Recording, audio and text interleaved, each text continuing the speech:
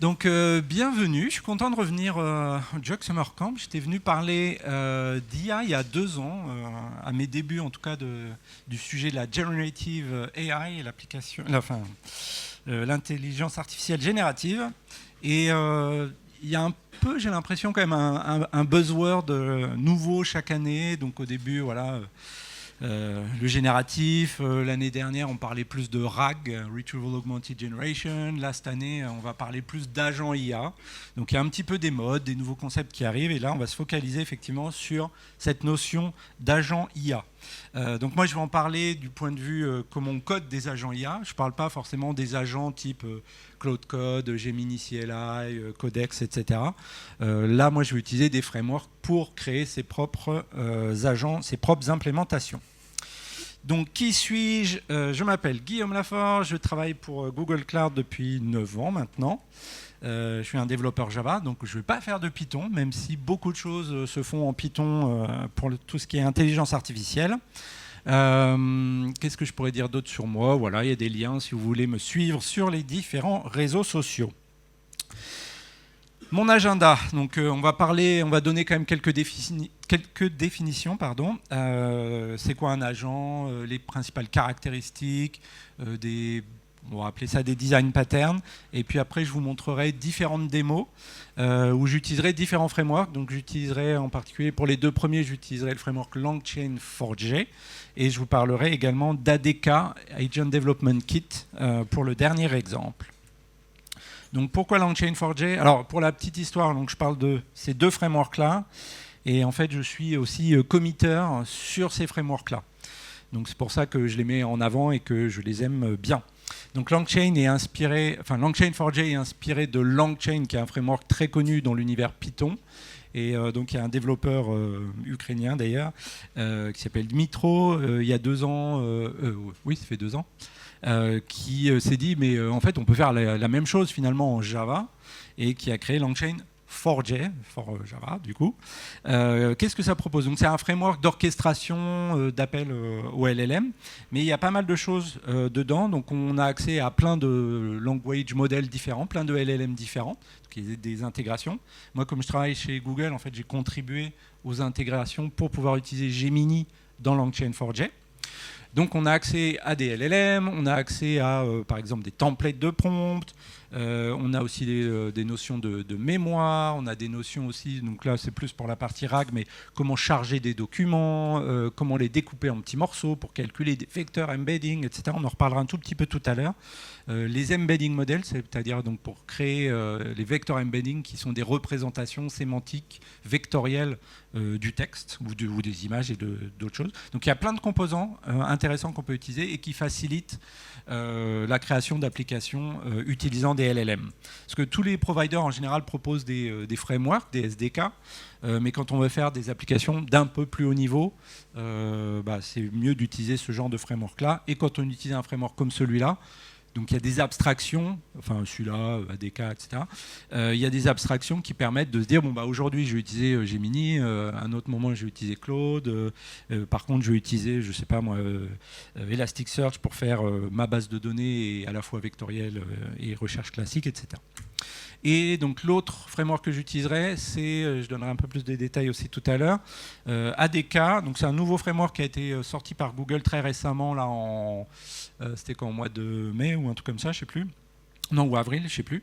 Il est d'abord sorti en Python, et au mois de mai justement, lors de Google I/O, on a sorti une version Java et à laquelle je contribue également. Et il est modèle agnostique. Alors il y a Gemini et les modèles d'Anthropic de base, et après il y a des extensions qui permettent d'utiliser par exemple Ollama, LightLLM, ou si on utilise ADK en Java, j'ai créé l'intégration avec LangChain4j pour pouvoir utiliser n'importe quel modèle supporté par LangChain. Donc c'est assez orienté développeur, donc on code la création de ces agents. C'est pas, vous verrez que c'est un peu un côté quand même déclaratif au niveau de la syntaxe, mais ça reste pour les développeurs. Donc on code, c'est pas, je dis ça aussi par rapport, il y a plein d'outils un peu WYSIWYG pour créer des agents. Là, c'est vraiment du code. Et il y a différents types de workflows qui sont supportés, et on peut créer donc des choses simples ou vraiment des multi-agents, des gros agents. Donc c'est 2 frameworks qu'on va utiliser. Alors, donc je parle d'agent, mais je ne définis pas ce que c'est qu'un agent. Un agent, c'est quoi? Donc un agent IA, bon, il y a une IA quelque part qui va être intelligente et qui va driver ces agents. Mais nous, on s'intéresse surtout, en termes d'IA, plutôt au sous-ensemble des LLM, c'est-à-dire des donc Large Language Models qui sont capables de traiter du texte, des images, de l'audio, alors qu'il y a d'autres types de systèmes d'IA. Et nous, on va s'intéresser particulièrement donc à cela. La définition un peu classique d'un agent, c'est quoi? Un agent, c'est quelque chose qui peut ressentir son environnement dans lequel il agit, enfin dans lequel il évolue, et aussi agir sur son environnement. Donc il y a deux choses. Il y a tout ce qui est sensors, c'est cette perception de ce qui se passe dans l'environnement, et actuator, c'est ce qui permet d'agir sur l'environnement, au travers en général de tools. Et moi, j'aime bien dire que, là c'est un peu ma définition à moi, finalement, les agents IA tels qu'on les crée aujourd'hui, moi j'ai mon équation, c'est quoi? On va utiliser un LLM pour la partie intelligence et compréhension des prompts, des données, etc. Il faut une mémoire, alors ça peut être différents types de mémoire court terme ou plus long terme. Mémoire court terme en particulier, les LLM, en fait les LLM sont stateless. Du coup, pour garder le contexte de la conversation, il faut qu'on puisse en fait renvoyer à chaque fois au LLM toute la discussion et tous les échanges précédents. Donc on a besoin de cette mémoire au moins à court terme, sans parler de mémoire à plus long terme, si on veut se rappeler de ce qui s'est passé dans des discussions précédentes avec un LLM. Donc le LLM, la mémoire, le planning, parce que les agents ont besoin de faire les choses dans un certain nombre d'étapes, organiser les étapes d'une manière ou d'une autre. Et ce n'est pas forcément du one-shot, comme ça, pof, direct, il donne la réponse, comme on fait quand on interagit de manière plus classique avec les LLM. Donc il y a besoin de planifier, d'abord de faire ça, ensuite de faire ça, ou de faire certaines choses en parallèle ou non. Et dernière caractéristique, c'est tool use ou function calling. C'est-à-dire que les LLM, ils ont une cut-off date, ils ont un certain niveau de connaissance où ils savent que ce sur quoi on les a entraînés, mais en fait on peut les étendre grâce à des outils, grâce à ce mécanisme de function calling qui fait que le LLM il est capable de dire là je sais pas, si j'étais capable d'appeler tel outil, je serais capable maintenant de répondre à la question de mon utilisateur. Et ces outils-là peuvent permettre pas seulement de récupérer de l'information, mais éventuellement d'agir. Donc on peut très bien avoir, je sais pas moi, un outil un agent qui va envoyer un email. Un outil d'envoi de mail, c'est un outil que l'agent pourra utiliser pour interagir avec son environnement. Donc ça, c'est un petit peu ma définition à moi, l'équation des agents. En termes de caractéristiques et un petit peu de flow, donc moi je distingue un petit peu 4 étapes. Donc la partie pensée, c'est-à-dire compréhension en fait du prompt, du système prompt qu'on va donner, des instructions qu'on va donner à l'agent, du but qu'il doit obtenir, donc cette compréhension-là. De là va en découler le planning, c'est-à-dire comment on va découper en tâches, en différentes étapes, ce qui va devoir être fait. Et je ferai un petit zoom un petit peu plus sur le planning tout à l'heure, parce que c'est important. On va agir sur l'environnement. Donc, par exemple, on peut faire une recherche avec RAG, on peut appeler des API, comme je disais, pourquoi pas envoyer un email. On peut exécuter du code aussi, voire même faire en sorte que le LLM génère du code qui va pouvoir être exécuté aussi. Par exemple, dès qu'il y a des algos ou des choses un petit peu compliquées, les LLM sont capables de créer le code qu'on va faire tourner pour pouvoir avoir la réponse à une réponse plus compliquée. Et aussi, éventuellement, là j'ai mis tout en bas, on a besoin aussi des fois d'avoir un humain dans la boucle, que ce soit pour valider ou ce genre de choses.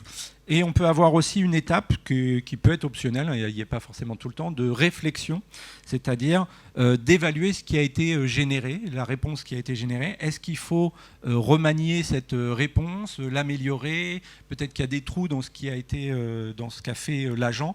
Donc on peut éventuellement améliorer et reboucler sur ce qui a été généré. Ça, c'est des grandes caractéristiques. Je voudrais zoomer un petit peu sur le planning, parce qu'il y a un petit côté, dans ta keynote tu parlais un petit peu de science-fiction aussi. Ce que je trouve, c'est que dès qu'on parle d'IA, on parle aussi un peu de science-fiction naturellement. Et même dans les gens qui écrivent des articles sur les agents IA, ou même tous ces influenceurs là, qui disent les 10 meilleures choses sur l'IA, les trucs, et la 11e, ce sera le truc qui vous tuera tellement c'est de ouf, quoi. Souvent, ces gens-là parlent l'autonomie ou le agency en anglais, je ne sais pas trop comment on traduit ça en français, des agents, c'est-à-dire c'est génial, on leur donne des trucs et ils font tout, ils vont remplacer les jobs de tout le monde, etc. C'est fantastique, c'est autonome. Alors qu'en réalité, le planning, c'est-à-dire cette tâche intelligente qui est la capacité de découper les choses en différentes étapes, etc., plus on laisse un agent autonome et capable d'agir par lui-même, de réfléchir par lui-même quelles étapes il souhaite suivre, en fait, plus il va aussi halluciner. Donc l'autonomie, l'agency en anglais, a aussi ses limites et on va s'apercevoir qu'il y a différents types de manières de faire le planning du travail d'un agent. Et donc, ok, pourquoi pas de manière autonome, ça peut fonctionner, mais c'est pas forcément aussi déterministique. On peut utiliser des prompts, c'est-à-dire nous, en tant qu'utilisateurs, on dit il faut que tu suives ces étapes-là, ou voir pourquoi pas, on va vraiment programmer en quelque sorte le workflow des étapes que l'agent devra suivre. Donc je vais zoomer un petit peu là-dessus. Donc de manière autonome, c'est-à-dire voilà, j'ai défini mon agent et c'est le LLM qui donne son intelligence à l'agent qui va dire voilà, je sais ce qu'il faut faire, je sais quelles sont les étapes, je sais comment décomposer les choses. Après, on a l'approche prompt driven où là, pour moi, c'est l'utilisateur qui va dire alors là, il faut que tu suives ces étapes pour atteindre ce but. Et la dernière approche, qui est plus l'approche programmatique classique, c'est-à-dire, moi je sais, ok, je vais appeler mon LLM plusieurs fois, d'abord je vais lui faire faire ceci, ensuite je vais lui faire faire cela. C'est moi, en tant que développeur, qui dirige ce que va faire l'agent IA. Et donc dans les avantages et inconvénients, ce que je disais, c'est-à-dire, plus c'est autonome là en haut, plus il y a de risques en fait, d'avoir d'hallucinations. Donc par exemple, quand on a des outils, quand on fait du function calling, je vous réexpliquer un petit peu plus en détail ce que c'est tout à l'heure, il se peut très bien que le LLM dise je veux qu'on appelle telle fonction. En fait non, elle n'existe pas. Ou alors si elle existe, mais il nous donne des paramètres complètement bidons. Et plus il a d'agency, plus il y a de chances qu'il hallucine. Alors que plus on va vers le bas, vers un workflow un petit peu plus déterministe, plus explicite, même programmé, on programme ce workflow déclarativement ou avec un langage de programmation, etc. En fait, on s'apercevra qu'on passera vraiment toujours dans les étapes, dans l'ordre qui a été programmé, et non pas en espérant que le LLM, magiquement, ne se trompera pas dans l'ordre des étapes qu'il doit faire. Et inversement, c'est-à-dire, effectivement, il y a quand même plein de scénarios où on a besoin de quelque chose de très déterministe et on sait toujours que les choses vont se passer dans telle étape.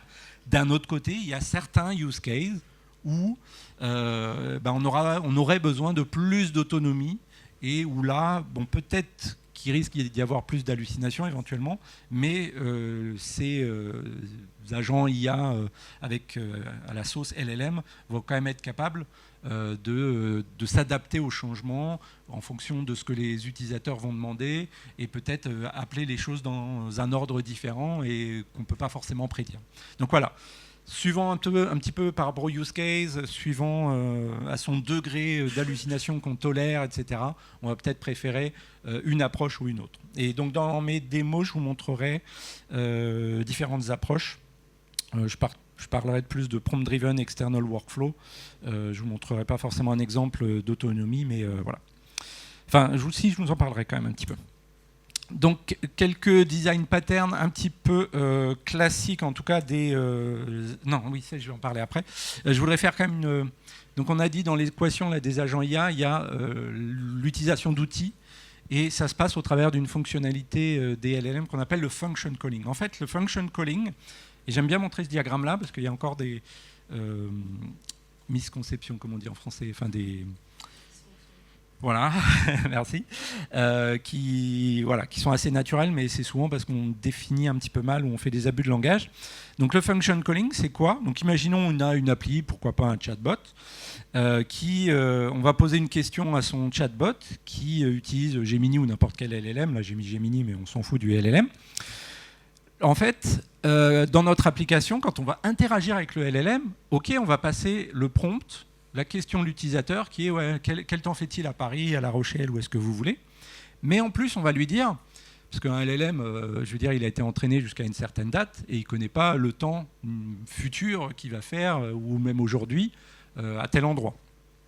Donc par contre, si on donne au LLM, alors voici la question de l'utilisateur, et en plus, il existe une fonction qui s'appelle getWeather, qu'on peut appeler pour obtenir la météo à un certain endroit, et éventuellement à une certaine date. Là, j'ai juste mis le nom de la ville, on va dire que c'est pour la météo du jour, par exemple. Eh bien, le LLM est capable de répondre à notre application. Donc toutes les flèches que vous allez voir en grisé, c'est des choses que l'utilisateur final ne voit pas, mais ce sont des échanges qu'il y a effectivement entre l'application qui drive le LLM et le LLM. Donc le LLM, lui, il peut répondre est-ce que tu pourrais appeler pour moi GetWeather Paris? À ce moment-là, notre application va appeler, par exemple, je sais pas, les services de Météo France. Donc c'est vraiment un service externe. Et donc là, on interagit avec le monde extérieur. Le LLM a, par notre intermédiaire, accès au monde extérieur. Mais là où l'idée préconçue, des fois, que les gens ont, c'est que les LLM, ils appellent des fonctions, ils appellent des API. Non, le LLM n'appelle jamais rien. Il est incapable d'appeler. Il est juste capable de demander à ce qu'on appelle pour lui une certaine fonction. Donc nous, on appelle Météo France. Ah bah tiens, il fait beau à Paris, à La Rochelle. Notre application renvoie la réponse au LLM. Et là, le LLM peut répondre maintenant. Tiens, c'est parti. Et le LLM peut répondre maintenant directement à l'utilisateur avec un écran bleu. Est-ce que je me déconnecte et je me reconnecte? On va essayer ça. Pof, pof, pof. Abracadabra. Donc ça, c'est un petit peu voilà, cette erreur qu'on a tendance à faire, de comprendre que c'est... si, ça revient. Ouais, c'est bon. De croire qu'en fait, ce sont les LLM qui appellent... Ouais, non, on ne va pas se refaire l'explication. Donc, ce n'est pas le LLM qui appelle, c'est l'application qui appelle pour le LLM. Donc ça, le function calling, c'est ce qui va nous permettre d'interagir, enfin le LLM, de pouvoir interagir avec le monde extérieur. Ensuite, on a des flows de contrôle, en particulier pour tout ce qui est quand on crée des agents de type workflow, mais d'eux-mêmes, éventuellement de manière autonome, on peut imaginer aussi que l'agent est capable de faire ces différents flows de contrôle. Donc, quand on a une tâche complexe, un objectif complexe à atteindre, on va éventuellement décomposer en plusieurs sous-tâches ce qui doit être fait. Donc, il y a des choses qui peuvent être faites de manière séquentielle.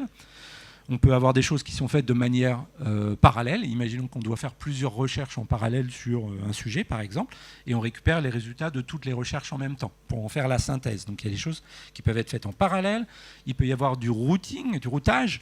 Donc par exemple, il y a la tâche A qui se dit, bon après, soit je vais verber, soit je vais verser en fonction d'une certaine condition.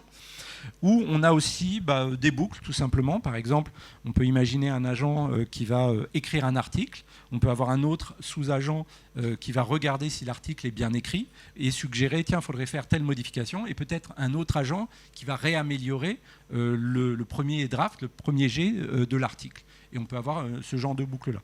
Finalement, ce que vous voyez, ça ressemble à de la programmation un peu classique. Faire des choses séquentielles, c'est de l'impératif. Parallèle, ok, peut-être avec de la synchrone, du parallélisme. Du routing, c'est juste un if, en quelque sorte. Et une boucle, vous imaginez une boucle while. Et c'est des choses qu'on va retrouver, que les agents vont devoir faire dans leur suite d'étapes qu'ils doivent poursuivre. Il y a un type de pattern qui reste important, et donc je mets bien un petit warning là-dessus, c'est que oui, il y a des choses où on va pouvoir remplacer ou faciliter le travail des humains, mais il y a quand même des choses où il nous faudra toujours l'utilisation du savoir, des connaissances et même aussi de la prise de responsabilité de l'humain pour valider ce qui va être fait par l'IA. Donc ça peut être des choses comme, je sais pas, valider, qu'est-ce que je vais prendre comme exemple, je sais pas, un expense report. L'IA, il va peut-être analyser automatiquement l'expense report, mais à la fin, il va quand même bien falloir un manager qui dit oui ou non, j'accepte cette note de frais, par exemple. Donc c'est toujours important de se dire, il ne faut pas oublier l'être humain, et éventuellement dans ces workflows, ces tâches des agents IA, qu'il y ait une place pour que l'humain puisse intervenir, ou parfois ça peut être l'IA qui a besoin d'informations complémentaires. Donc il faut penser aussi à ce pattern-là d'intégration avec l'humain. Donc, quand on parlait de boucle, il y a quelque chose d'assez classique avec, par exemple, l'exemple d'un article qu'on essayait d'améliorer dans une boucle.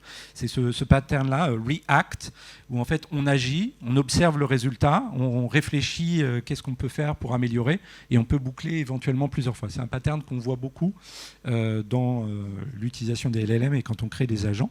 Et une autre chose assez intéressante, c'est LLM as judge comme pattern, où en fait on va utiliser les LLM pour juger. Et même à la limite, là, quand on le fait là, au niveau de l'observation et de la pensée, on va utiliser le LLM pour juger quelque chose. Par exemple, on a plein d'agents IA pour le code qui sont capables de faire des code review. Donc typiquement, c'est un juge LLM qui va être capable de faire du feedback pour améliorer les choses et nous, développeurs, pour nous rendre plus productifs. Donc je vais commencer sur ma première démo.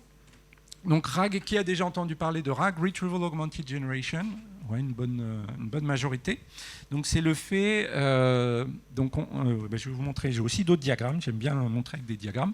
Donc c'est l'idée de faire des recherches sur ses propres documents pour que des LLM soient capables de répondre à des questions sur ses propres documents, données clients, etc. Comment ça fonctionne? En fait, il y a une phase d'ingestion, on a plein de documents, de données clients, etc. On va les découper en petits morceaux. On va calculer ce qu'on appelle des vecteurs embedding. Donc, c'est ces grands tableaux de nombres flottants, ces vecteurs de nombres décimaux. Et en fait, donc, on utilise un modèle spécial qu'on appelle un embedding model qui prend du texte ou une image ou autre et qui calcule des vecteurs. Et on va stocker ces vecteurs dans une base de données vectorielle. Donc, on stocke à la fois le vecteur qu'on a calculé, mais également le bout de texte qui correspond au vecteur. Et ensuite, on va, donc ça c'est une phase qu'on fait au préalable, ou éventuellement au fil de l'eau, parce que les documents, les données vivent et doivent être mises à jour. Et ensuite, il y a la phase de retrieval, où là, on va avoir un utilisateur qui va interagir encore, que ce soit un chatbot ou un autre cas d'usage, en tout cas, qui va interagir avec une application qui fait appel à un LLM. Et par exemple, l'utilisateur pose une question, on va calculer le vecteur, l'embedding vector de la question. Et en fait, on va comparer ce vecteur de la question avec tous les extraits de texte, les chunks et leurs vecteurs. Et en fait, ce qui est intéressant, c'est qu'on s'est aperçu que le vecteur qui représente une question est souvent assez proche, quand on fait des calculs de distance ou de similarité, est souvent assez proche du texte qui contient la réponse.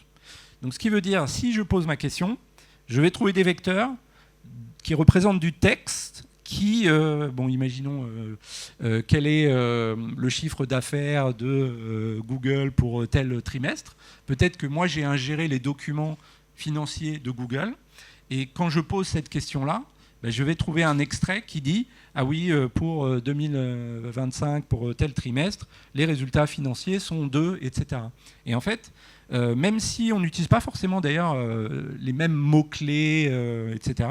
Ce qui est intéressant avec les vecteurs embedding, c'est qu'on va retrouver les synonymes ont les mêmes genres de vecteurs embedding, par exemple. Leurs vecteurs embedding sont très proches.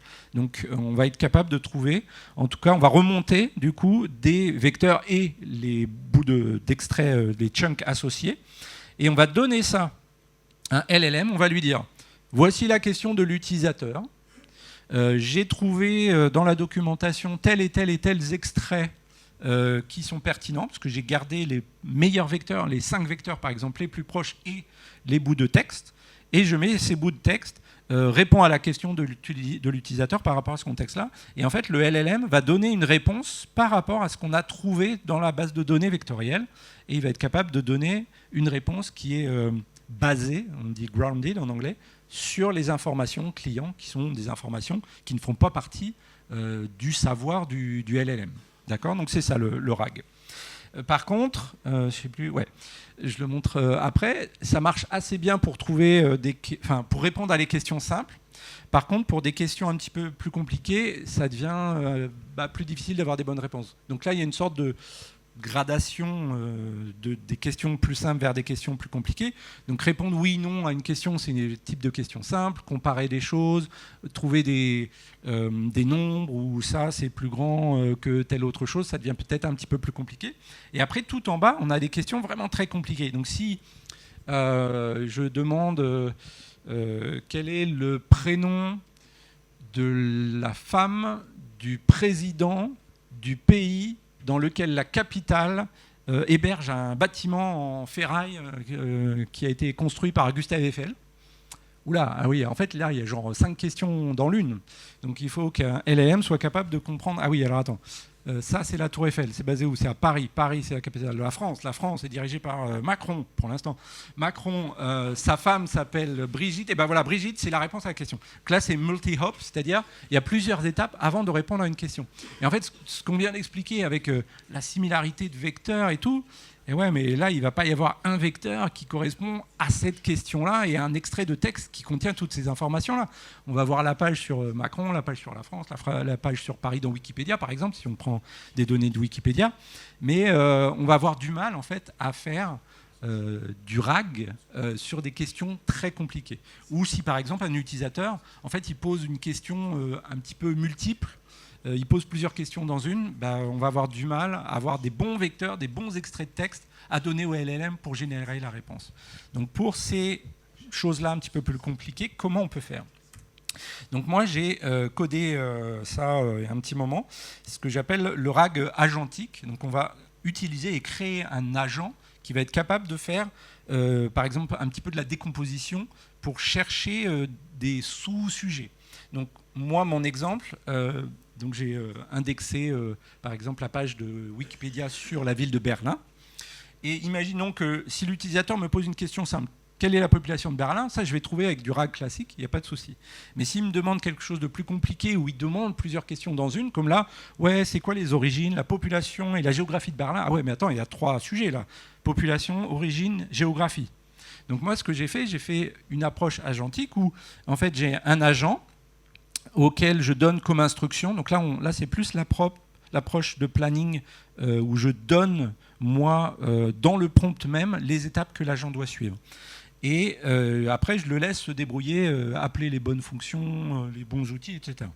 Donc ce premier agent-là, il identifie les différents topics. Donc par exemple, origine, population, géographie. Il va créer, oups, je ne voulais pas avancer tout de suite, il va créer des questions qu'on va chercher dans la base de données. On fait la recherche. Et ensuite, tu récupères toutes les questions et les réponses et tu m'en fais un rapport final. Et pour ça, tu as un outil à ta disposition qui s'appelle l'outil Histoire Géo, qui fait les recherches et qui fait la synthèse pour un seul sujet en particulier. Et lui, cet outil va pouvoir rechercher dans la base de données vectorielle et il va pouvoir également appeler un autre sous-agent qui est l'agent qui va étudier chaque topic et créer le rapport juste pour le sous-rapport sur un sujet particulier. On va renvoyer ça à cet outil-là. Et ensuite, l'outil, il va renvoyer tous les rapports à ce premier agent. Et le premier agent va être capable de donner la réponse finale avec une synthèse du rapport total qui répond à toutes les questions de l'utilisateur.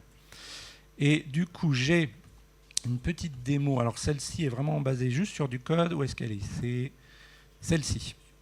Donc j'ai fait, alors il faut que je le montre dans l'ordre. Donc là je ne vous montre pas la partie RAG, comment j'ai indexé, etc. On va commencer par ici. Donc là, celui-là, c'est l'agent. Donc là j'utilise LangChain4j. Je ne vous fais pas une intro à LangChain4j et ses API, etc. Mais on a cette approche un petit peu déclarative où on a des interfaces, on a des annotations. Et donc on va créer un contrat finalement. Moi c'est mon agent principal. Il va répondre à la méthode chat. On lui passe une requête et il donne une réponse. Et par contre, son travail, voilà, sa system instruction, c'est ce qu'on avait dans le slide, identifie les sujets, pour chaque sujet, crée des questions, cherche les questions dans la base de données, trouve les extraits qui vont bien, et fait-moi un rapport final. Donc on a ce premier agent principal là. Cet agent principal, alors il faut que je le montre ici d'abord. Donc je crée cet assistant-là, mais je dis, cet agent-là, tu as aussi un outil que tu peux utiliser. C'est History Geography Tool. Donc on va regarder History Geography Tool. En fait, Tool, alors pour définir un outil, j'annote une méthode qui est ici, Search Information. En plus, on peut retourner aussi, on peut prendre autre chose que du texte et retourner des objets aussi plus élaborés que du texte. Et ici, on va faire une recherche qu'est-ce qu'on va faire? On va utiliser dans cet outil un autre assistant dont le contrat est défini ici et qui, lui, va rechercher les informations et faire le RAG juste pour un sujet particulier. Donc je dis ce sous-agent-là, ce service, utilise tel modèle. Et par contre, pour faire la recherche, ça c'est les 3 lignes pour faire du RAG quand on utilise LangChain4j. Donc là, je définis un embedding modèle, un embedding store, une base de données vectorielle, etc. Et ensuite, je fais la recherche et je vais retourner les sous-rapports directement au travers de l'outil à l'agent principal. Donc ce n'est pas énormément de code pour faire ce genre de choses-là. Alors il y a des petites choses que j'ai cachées un petit peu parce que là, il y a le code là, pour définir le language model, il y a le code pour définir la base de données. Mais ça reste assez déclaratif. Et donc si je fais tourner ça, alors je l'ai déjà fait tourner, mais je vais essayer de le refaire tourner en direct. Ce qui est intéressant, c'est que donc on a vu qu'il y avait 3 sujets dans la question d'utilisateur, origine, géographie et population. Et en fait, on va voir, donc là en rose, c'est l'agent qui dit, bon, je vais faire des recherches par rapport au sujet de la population de Berlin. Et on va voir plusieurs fois, alors population de Berlin, là il va faire des recherches sur la géographie, là le climat, la fondation de Berlin, et éventuellement l'histoire ancienne de Berlin. Et bien qu'il y ait 3 sujets, il va faire différentes recherches. Et je ne sais jamais à l'avance s'il va me faire juste 3 recherches ou 10 recherches. Parce que c'est assez non déterministe, et je ne sais pas à l'avance ce qu'il va décider de faire ce jour-là. Et donc, il va chercher ces questions-là. Le sous-agent, il va faire un rapport. Et en fait, on va faire la synthèse de tous ces rapports-là. Hop, à la fin, il va me dire, voilà le rapport sur population, géographie, histoire. Et il va faire 3 sections, voilà, en général, l'histoire, Berlin fondé en 1237, population, etc. Et en tout cas, le rapport qu'il me crée a l'air correct, vu que je l'ai déjà fait tourner plein de fois, j'ai l'habitude de voir à peu près les résultats que j'ai. Mais c'est jamais exactement non plus le même rapport mot pour mot. C'est le côté magique et non déterministe. Et en tout cas, voilà. Cette approche agentique du RAG permet de répondre à des questions qui sont plus compliquées que le simple RAG naïf classique. Alors, on va passer au deuxième exemple. Pas que je traîne trop. Pof, pof, pof. Donc, j'ai fait un truc plus rigolo. Je sais pas, pour ceux qui étaient là éventuellement il y a 2 ans, j'avais fait une sorte de générateur d'histoire. Je donnais un personnage, ce qui se passait dans l'histoire, le lieu où ça se passait.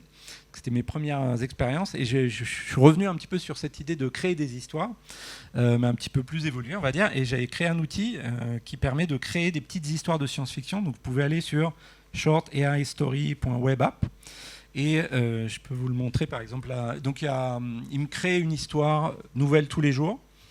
Il est où mon navigateur? Ça doit être dans celui-là. Hop. Donc là, ça c'est l'histoire du jour. Et en fait, je lui demande de créer des histoires en 5 chapitres et de créer des illustrations aussi pour toutes ces histoires, pour chaque chapitre. Donc là, je peux voir ce qu'il m'a créé, etc. Donc tous les jours, je vais avoir des histoires différentes de science-fiction, d'accord, avec des illustrations et des histoires des personnages différents et tout. Donc comment j'ai fait ça? Et ben, je me suis dit, ok, on va repasser là, on va refaire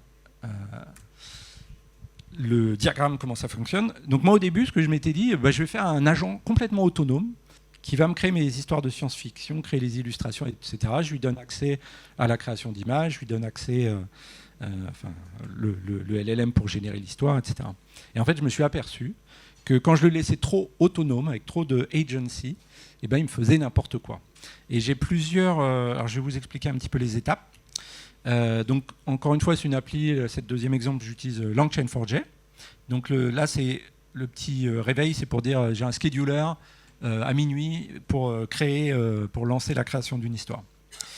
Donc d'abord, je vais choisir un thème d'histoire de science-fiction, le voyage dans le temps, la télétransportation, l'informatique quantique, etc. Je vais avoir un premier agent dont le job va être de créer l'histoire. Tu me crées une histoire de tel type, avec 5 chapitres et tout. Pour chaque chapitre, tu vas créer Donc c'est encore le LLM qui est utilisé pour ça. Le LLM me crée un prompt pour illustrer chaque chapitre de mon histoire.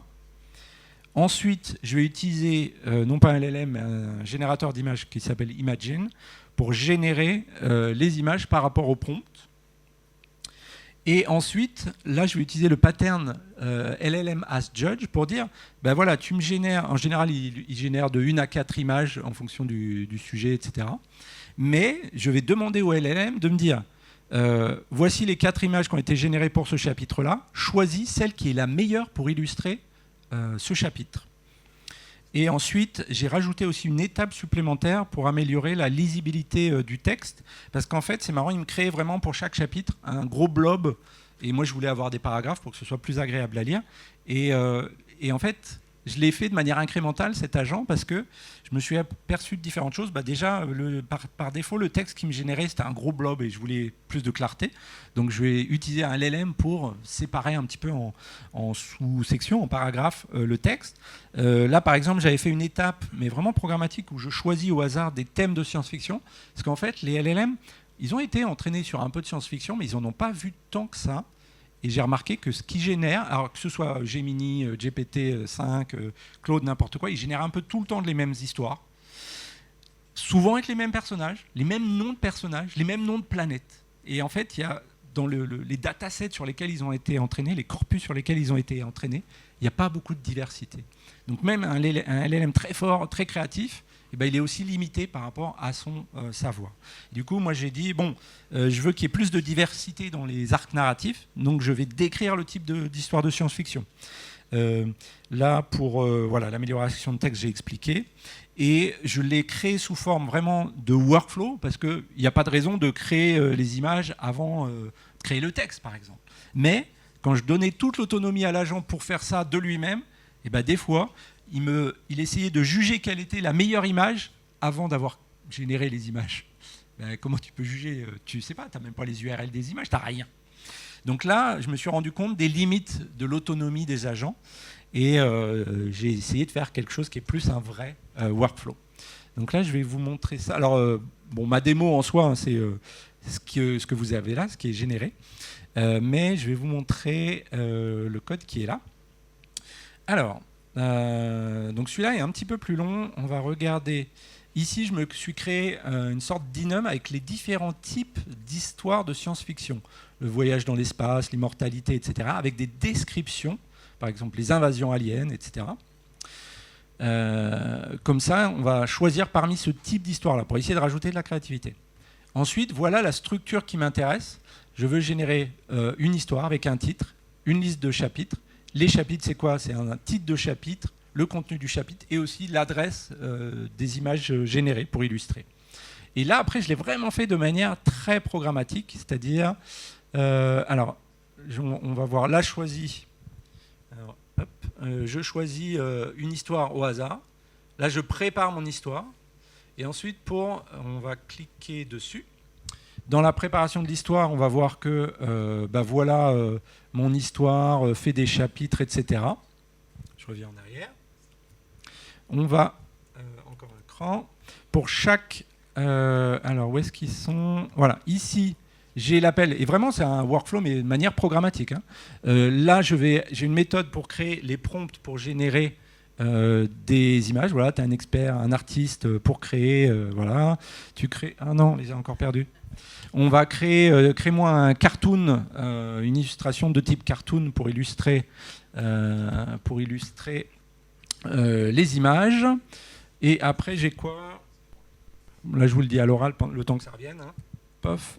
Après, donc, j'ai l'étape de choisir, voilà, ici, choisir la meilleure image. Donc, si je vais dans le code à nouveau, j'ai encore un appel de LLM où je dis, voilà les images, tu dois me retourner la meilleure image.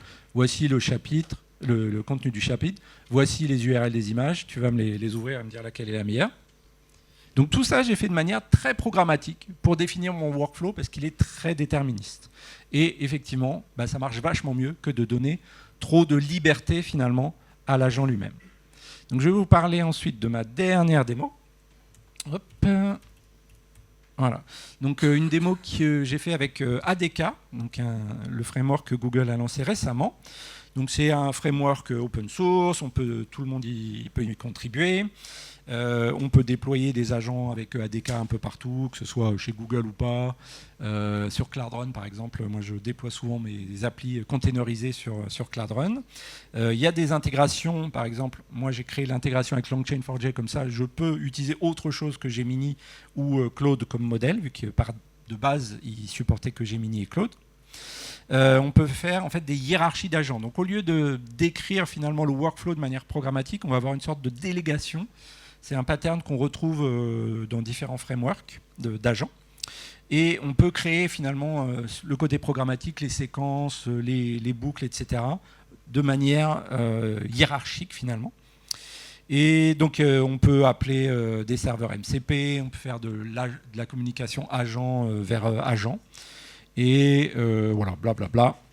Un truc qu'on ne retrouve pas dans les autres frameworks, par exemple, il y a cette notion de streaming multimodal, et on peut parler même avec ces agents directement, envoyer des photos, des images, et c'est quelque chose qu'on ne retrouve pas vraiment dans la concurrence. Oups, je voulais vous montrer, pour finir, ma dernière démo, avec un exemple. Alors, il est où? Il est ici.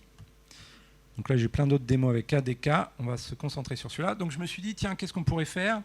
On va faire... Donc il y a souvent des démos avec des agents de recherche, des rapports sur tel ou tel sujet, des choses comme ça. Là, je me suis dit, tiens, je vais faire un agent, un multi-agent qui est capable de rechercher des informations sur des sociétés. Donc j'ai différents agents. J'ai donc celui-ci, le premier agent, il va rechercher des informations sur une société, où est-ce qu'elle est basée, sa mission, le CEO, etc.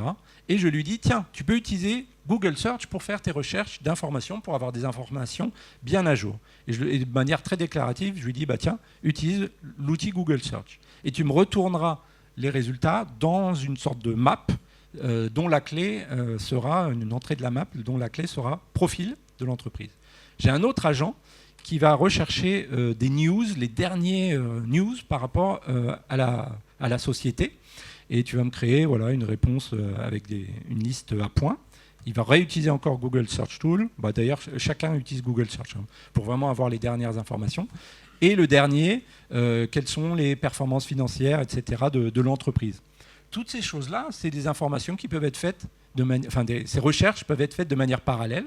Donc c'est ce que je fais, je dis, bah là tu vas me créer un agent, un sous-agent parallèle qui va appeler Company Profiler, News Finder, Financial Analyst. C'est les trois sous-agents qu'on a vus au-dessus. Et ensuite, il va y avoir un dernier rapport qui va reprendre, on avait stocké dans Profile les informations de la société, dans News, dans cette espèce de map partagée, dans News, les résultats, et en fait on crée des instructions avec comme contenu le résultat des agents précédents. Et en fait on crée une séquence, on fait cette recherche avec les trois petits agents qui tournent en parallèle, et on fait une dernière étape séquentielle pour faire la synthèse. Donc si je fais tourner ça, je crois qu'il est déjà là, je peux hop, elle doit lancer. Alors je vais mettre un report about Google, original, c'est une boîte que je connais un peu. Et on va voir ce qu'il va me faire. Alors il y a pas mal d'output, de debug là, que j'ai fait. Donc ce que vous voyez en jaune par exemple, c'est par exemple il va faire des appels ici. Il va me dire quel agent travaille, les résultats intermédiaires qu'il va trouver, etc. Ça c'est ce qu'il va stocker dans la map d'état. L'analyse financière, et à la fin normalement on va avoir donc la toute dernière sortie, voilà, c'est ici, on a le rapport qui va m'avoir créé. Alors il est assez long quand même, voilà, il commence ici, voilà le profilage de la société Google, où est-ce qu'elle est basée, le nom du CEO. On va retrouver par exemple là le fait que, je crois que c'est hier, la news, Google vient de se taper une amende de 350 millions d'euros de la part de la CNIL à cause des violations GDPR ou je ne sais trop quoi, je ne sais plus. On a sorti le Pixel 10. Qu'est-ce qu'on a fait encore? Je crois qu'il y a les dernières aussi. Là, le prix de l'action Google est malgré tout... d'ailleurs, il n'a pas mis dans les news l'histoire du procès aux États-Unis. D'habitude, il me dit, parce qu'il y a un procès aux États-Unis pour le démantèlement, Vendée-Chrome, etc. Hier, quand je l'ai fait tourner, il l'avait mis, et là, il l'a pas mis dans les news. Mais c'est ce qui fait que l'action a pris de l'ampleur depuis une semaine. Et voilà, donc ça, ce que j'aime bien, moi, c'est le côté un petit peu hiérarchique. Et j'avais fait aussi une petite visuelle. Bon, là, je vais être en retard, mais j'avais fait une petite visualisation aussi. Du coup, celle-là a rechargé. J'ai vibe codé. Il y a Tuc Duel qui parlera de vibe coding tout à l'heure. Ça peut prendre un peu de temps. Ça veut dire que j'ai fini. J'ai créé une sorte de petit visualisateur de code pour voir cette hiérarchie d'agents et sous-agents. Donc ça met 30 secondes, 1 minute à générer pour voir comment s'organisent finalement ces sous-agents-là. Donc je vais conclure en attendant quand même de voir ce dernier slide ici. Donc je peux vous le laisser comme ça et puis regarder si... Ah voilà. Et donc Donc mon agent principal, c'est le compagnie détective qui va faire appel à mon market researcher avec 3 étapes parallèles qui sont là. Et à la fin, on va avoir le consolidateur qui va consolider finalement toutes les informations des autres agents. Et ça, c'est marrant, j'ai vibe codé cette représentation visuelle-là. Donc voilà, j'ai terminé. Donc j'espère que ça vous a intéressé.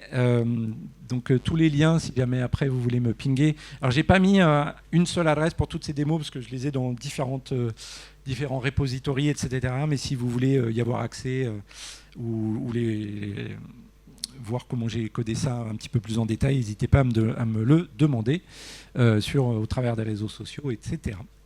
Merci pour votre attention.